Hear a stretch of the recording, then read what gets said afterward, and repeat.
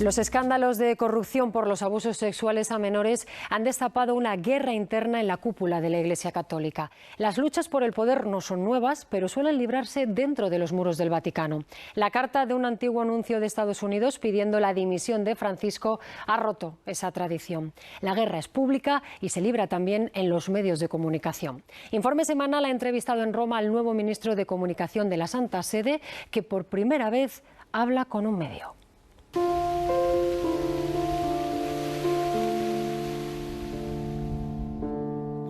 Cuando cae la noche, el Vaticano es todavía más imponente. Cuando fue elegido, Jorge Mario Bergoglio declaró que el rebaño había dejado atrás al pastor y que su propósito principal sería volver a guiar al pueblo de Dios. Ahora Francisco se enfrenta a la crisis más grave de sus 5 años de papado. Francisco eligió su nombre de San Francisco de Asís. Hay una leyenda según la cual San Francisco de Asís había encontrado un lobo al que dijo: «Tú devoras hombres, no debes hacer eso, hermano lobo». El lobo se volvió manso y le lamía la mano a San Francisco. En el Vaticano, pero también en la Iglesia Universal, la situación es al contrario. Con los años, los lobos, los adversarios de Francisco, cada vez son más numerosos.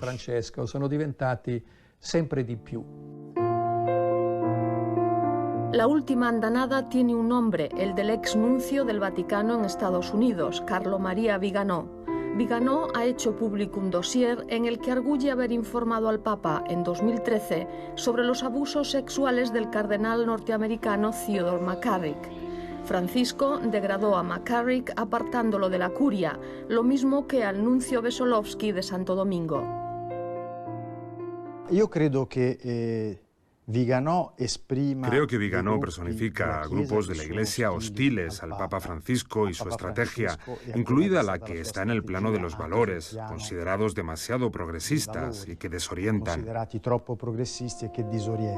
Como se ha visto en su último viaje pastoral a Irlanda, el ruido de los escándalos de pedofilia sigue amenazando su anunciado proceso de reformas.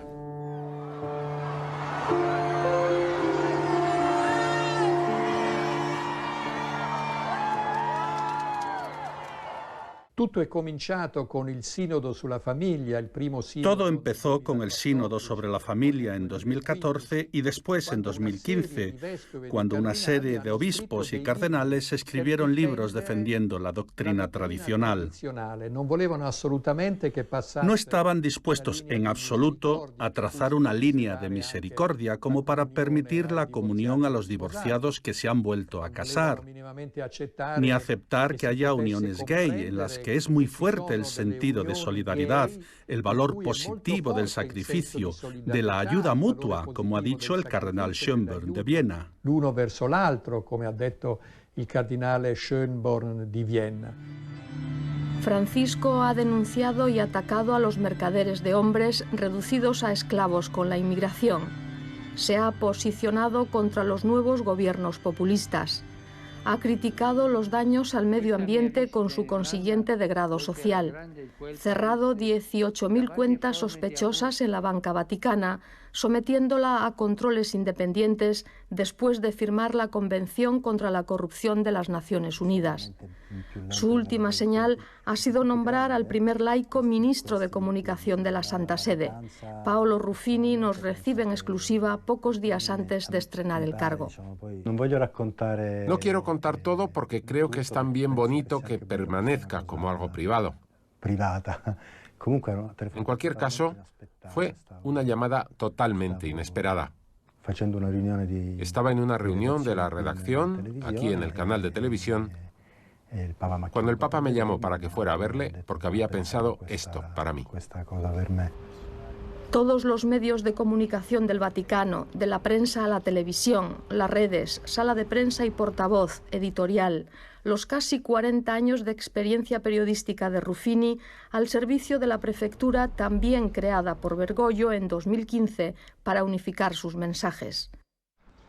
El Vaticano es el estado más pequeño del mundo, menos de medio kilómetro cuadrado, pero su audiencia potencial supera los 1.200 millones de católicos esparcidos por todo el mundo.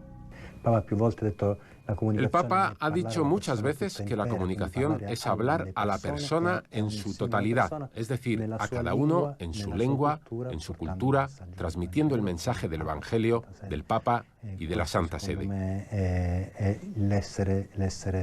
Esta es la esencia, en un Estado pequeño si nos centramos en la superficie, pero con una gran misión, la de hablar el lenguaje del mundo, de cada una de las comunidades diversas.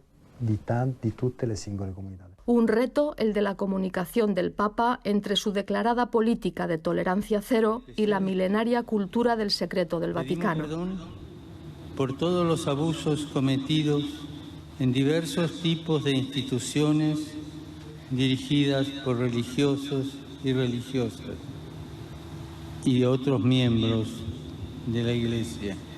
Y pedimos perdón por los casos de explotación laboral a que fueron sometidos tantos menores.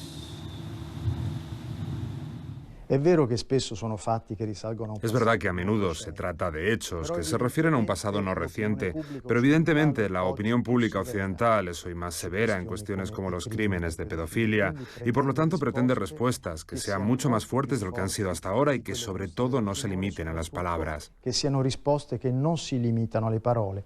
Creo que ya sul Chile Ya ha habido graves errores sobre Chile, los cuales como mínimo nos hacen entender que las informaciones que llegan al Papa son distorsionadas, a menudo imprecisas, a veces directamente falsas. A volte sono informazioni addirittura falsificate. Es el caso de la defensa a ultranza del obispo Barros, a quien al final tuvo que cesar por encubrir abusos sexuales. No hay una sola prueba en contra, todo es calumnia. Una situación tan delicada que forzó los cambios que han llevado al nombramiento de Paolo Ruffini como nuevo ministro de Comunicación de la Santa Sede. Yo he sido el primero en hablar de la existencia de una guerra civil subterránea en la Iglesia hace ya 2 años, porque es exactamente lo que está ocurriendo. Hay un núcleo fuerte que hemos visto en acción en el Sínodo, contrario a la línea teológica social del Papa Francisco. Y después hay también una masa de obispos pasivos que tienen miedo de lo nuevo. Temen un protestantismo de la Iglesia Católica y que piensan, incluso en buena fe, que en cualquiera de las posiciones Francisco crea confusión y está disgregando a la Iglesia Católica. Francesco crea confusione nella Chiesa e sta disgregando la Chiesa cattolica. Francisco llegó a crear una comisión para la protección de los menores de los abusos de la que formaban parte 2 víctimas, el inglés Peter Saunders y la irlandesa Mary Collins. Ambos propusieron al Papa instituir un tribunal especial no solo para sacerdotes predadores, sino también para obispos negligentes y encubridores.